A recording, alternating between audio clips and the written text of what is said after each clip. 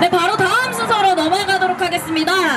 순수한 마음으로 박근혜 하야를 바르는 청소년들의 시국선언문 낭독이 있겠습니다. 시국선언문을 하시는 분들은 앞줄로 좀 나와주시기 바랍니다.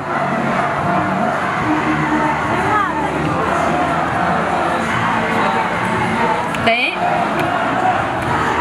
이게 나라냐, 내려와라 박근혜, 부산 청소년 시국선언. 저는 고등학교 일반사회 과목에서 우리나라는 민주공화국이라고 배웠습니다. 하지만 지금 나라가 돌아가는 꼴을 보면 민주공화국이 아니라 순실공화국입니다. 저는 정정당당하고 정의롭게 경쟁할 수 있는 사회에서 지금까지 자라왔다고 생각했습니다.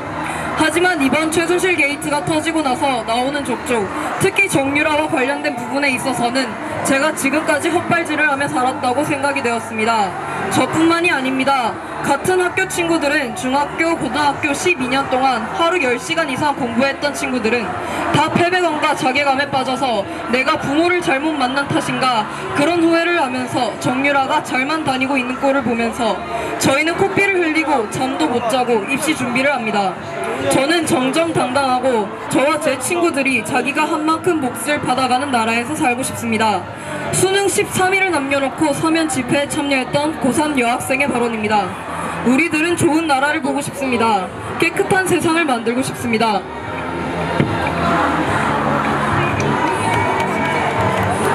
한 나라를 대표하는 사람이 가장 존경받아야 할 사람이 어떻게 그저 민간인에 불과하는 이에게 자신의 업무를 맡길 수가 있습니까? 대한민국의 대통령은 도대체 누구입니까? 당신은 우리를 대표하는 사람이지 어느 특정 인물의 생각과 말을 전달하는 사람이 아닙니다.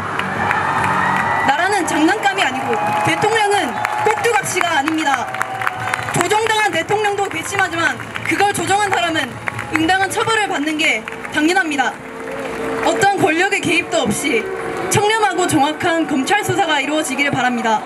또한 사실관계가 명확하게 드러난다면 수많은 의혹에 휩싸인 세월호 사건의 진상규명으로 이루어질 수도 있을 것입니다.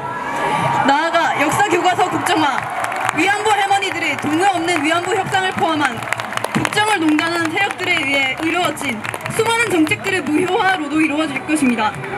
정부는 지난 모든 잘못된 일들을 바로잡아야 할 것입니다.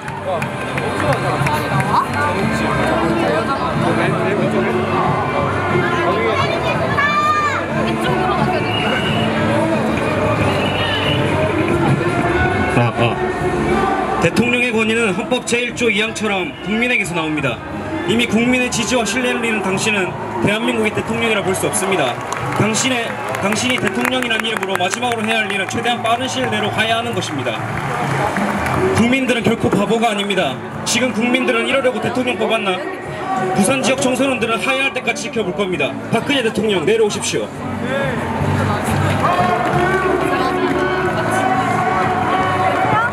2016년 11월 5일 순수한 마음으로 박근혜 하야를 바라는 부산 청소년들이 작성했습니다.